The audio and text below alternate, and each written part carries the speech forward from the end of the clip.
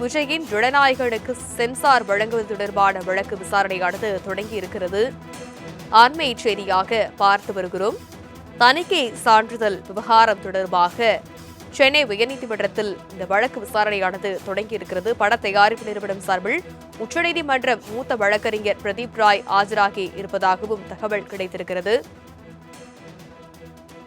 ஜனநாயகன் படத்தின் தணிக்கை சான்றிதழ் வழக்கு தொடர்பாக சென்னை உயர்நீதிமன்றத்தில் இந்த விசாரணையானது தொடங்கியிருக்கிறது. அண்மை செய்தியாக பார்க்கிறோம். கடந்த 9ஆம் தேதி வெளியாக இருக்கக்கூடிய ஜனநாயகன் திரைப்படத்திற்கு தணிக்கை சான்றிதழ் வழங்காததால் படத்தின் தேதி பின்னர் அறிவிக்கப்படும் என வெளியீட்டு தேதியானது மாற்றப்பட்டது. இந்த சூழலில் அதற்கான தணிக்கை சான்றிதழ் இன்னும் வழங்கப்படாத நிலையில் அந்த வழக்கானது நீதிமன்றத்தில் நடைபெற்று வருகிறது. சென்னை உயர்நீதிமன்றத்தில் இந்த வழக்குக்கான விசாரணையானது தொடங்கியிருக்கிறது. விஜயின் ஜனநாயகனுக்கு தணிக்கை சான்றிதழ் வழங்குவது தொடர்பான வழக்கின் விசாரணையானது தொடங்கியிருக்கிறது. அண்மை செய்தியாக பார்த்து வருகிறோம்.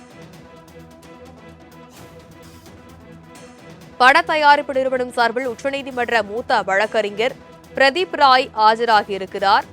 அண்மை செய்தியாக பார்க்கிறோம்.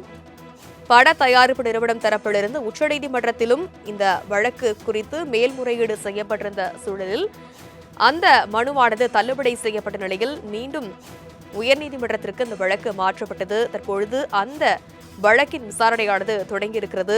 தணிக்கை சான்றிதழ் விவகாரம் தொடர்பான வழக்கின் விசாரணையானது தொடங்கியிருக்கிறது. பட தயாரிப்பு நிறுவனம் சார்பிலிருந்து உச்சநீதிமன்ற மூத்த வழக்கறிஞர் பிரதீப் ராய் ஆஜராகியிருக்கிறார். அண்மை செய்தியாக பார்க்கிறோம். தணிக்கை சான்றிதழ் வழங்கப்படாதது குறித்து பட தயாரிப்பு நிறுவனம் தரப்பிலிருந்து வழக்கு தொடர்ந்த இருந்த நிலையில் அந்த வழக்கானது விசாரணை தொடங்கி இருக்கிறது. விவரங்களை எமது செய்தியாளர் ராஜேஷ் விவரிக்க கேட்கலாம். வணக்கம் ராஜேஷ், விவரம். வணக்கம். ஜனநாயகன் படத்துடைய அந்த சென்சார் போர்டு சர்டிபிகேட் தொடர்பான அந்த வழக்கு என்பது தற்பொழுது நடைபெற்று வருகிறது. இதனுடைய பின்னணியை நாம் பார்க்க வேண்டியது இருக்கிறது. ஜனநாயகன் படத்திற்காக தணிக்கை சான்று வழங்கும்படி சென்சார் போர்டுக்கு உத்தரவிடக் கோரி பட நிறுவனம் தாக்கல் செய்த வழக்கை விசாரித்த தனி நீதிபதி PT ஆஷா அவர்கள் படத்துக்கு உடனடியாக தணிக்கை சான்று வழங்க வேண்டும் என்று உத்தரவு பிறப்பித்திருந்தார். இந்த உத்தரவை எதிர்த்து சென்சார் போர்டு தரப்பில் தாக்கல் செய்யப்பட்ட மேல்முறையீட்டு வழக்கு தலைமை நீதிபதி MM ஸ்ரீனிவாசவா மற்றும் நீதிபதி G அருள்முருகன் அடங்கிய அமர்வு விசாரித்தது. அப்போது உடனடியாக மேல்முறையீடு செய்ய வேண்டிய அவசரம் என்ன என நீதிபதிகள் கேள்வி எழுப்பியது முக்கியத்துவம் வாய்ந்ததாக பார்க்கப்படுகிறது. இதற்கு சென்சார் போர்டு தரப்பிலிருந்து வழக்கில் பதில் மனு தாக்கல் செய்ய அவகாசம் கோரியும் அவகாசம் வழங்காமல் உடனடியாக சான்று வழங்கும்படி தனி நீதிபதி உத்தரவிட்டுள்ளார். படத்தை மறு ஆய்வு செய்ய பிறப்பித்த உத்தரவை ரத்து செய்ய வேண்டும் என்று கோரிக்கை விடுக்காத நிலையில் அந்த உத்தரவை தனி நீதிபதி ரத்து செய்துள்ளார். படத்தை மறு ஆய்வு குழுவுக்கு அனுப்பிய உத்தரவை எதிர்த்து பட நிறுவனம் வழக்கு தாக்கல் செய்யவில்லை. அதனால் தனி நீதிபதி உத்தரவுக்கு தடை விதிக்க வேண்டும் என்று வாதிட்டார்கள். இதையடுத்து சென்சார் போர்டு பதிலளிக்க அவகாசம் வழங்காமல் உத்தரவு பிறப்பிக்க வேண்டிய அவசியம் என்ன, படத்துக்கு சான்று பெறும் முன்பு வெளியீட்டு தேதி அறிவித்தது ஏன் என கேள்வி எழுப்பிய நீதிபதிகள் சென்சார் போர்டு சான்று வழங்க பல்வேறு நடைமுறைகள் இருக்கும்போது சான்றுக்காக பொறுமையாக காத்திருக்க வேண்டும். அதை விடுத்து நீதிமன்றத்துக்கு அழுத்தம் கொடுத்துள்ளீர்கள், நீங்கள் தேதியை அறிவித்துள்ளீர்கள் என்பதற்காக எல்லாரும் உங்கள் விருப்பத்திற்கு ஏற்ப செயல்பட வேண்டுமா என்று பட தயாரிப்பு நிறுவனத்திற்கு கேள்வி எழுப்பினார்கள். இதனையடுத்து ஜனநாயகன் படத்துக்கு தணிக்கை சான்று வழங்கும்படி தனி நீதிபதி பிறப்பித்த உத்தரவுக்கு இடைக்கால தடை விதித்த நீதிபதிகள் சென்சார் போர்டு மேல்முறையீட்டு மனுவுக்கு பதிலளிக்க பட தயாரிப்பு நிறுவனத்திற்கு உத்தரவிட்டிருந்தார். சென்னை உயர்நீதிமன்றத்தின் இந்த தடை உத்தரவை எதிர்த்து தயாரிப்பு நிறுவனம் KVN புரொடக்ஷன் உச்சநீதிமன்றத்தில் மேல்முறையீடு வழக்கு தொடர்ந்தது.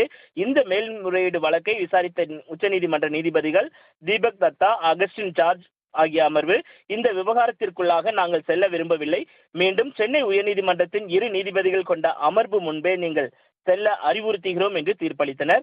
மேலும் ஜனவரி 20ஆம் தேதி சென்னை உயர்நீதிமன்ற 2 நீதிபதிகள் அமர்வு இந்த வழக்கை விசாரித்து முடிவெடுக்க வேண்டும் என்று அவர்கள் ஏற்கனவே உத்தரவிட்டு தயாரிப்பு நிறுவனத்தின் மேல்முறையீட்டு மனுவை தள்ளுபடி செய்திருந்தார்கள். இந்த நிலையில்தான் இந்த வழக்கு சென்னை உயர்நீதிமன்ற தலைமை நீதிபதி ஸ்ரீவஸ்தவா மற்றும் நீதிபதி G அருள்முருகன் அமர்வு முன்பு இன்று விசாரணைக்கு வந்திருக்கிறது. தணிக்கை குழு சார்பாக கூடுதல் சொலிசிட்டர் ஜெனரல் சுந்தரேசன் ஆஜராகி தன்னுடைய வாதங்களை முன்வைத்து வருகிறார். விஜயனுடைய இந்த சென்சார் ஜனநாயகன் படத்திற்கான சென்சார் சான்றிதழ் வழங்க வேண்டும் என்ற தனி நீதிபதி உத்தரவை எதிர்த்து தாக்கல் செய்யப்பட்ட மனுவில் பிரதிவாதங்கள் தற்பொழுது தொடங்கி நடைபெற்று வருகிறது.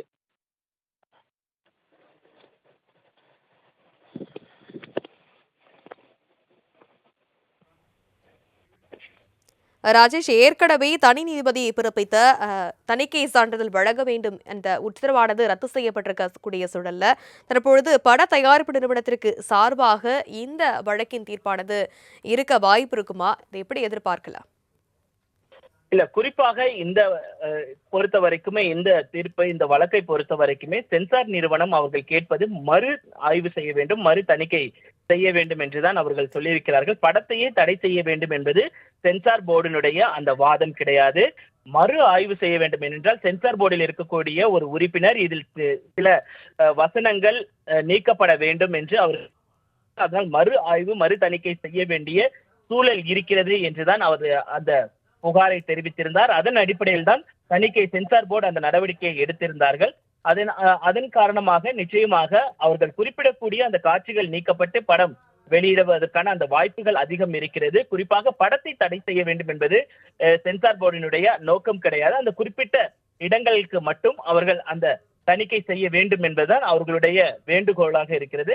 அதன் அடிப்படையில் பார்க்கும் பொழுது நிச்சயமாக படம் வெளியிடுவதற்கான அந்த வாய்ப்புகள் இருக்கிறது. என்ன மாதிரியான தீர்ப்புகள் வழங்கப்படும் என்பதை நாம் பொறுத்திருந்தான் பார்க்க வேண்டியது இருக்கிறது.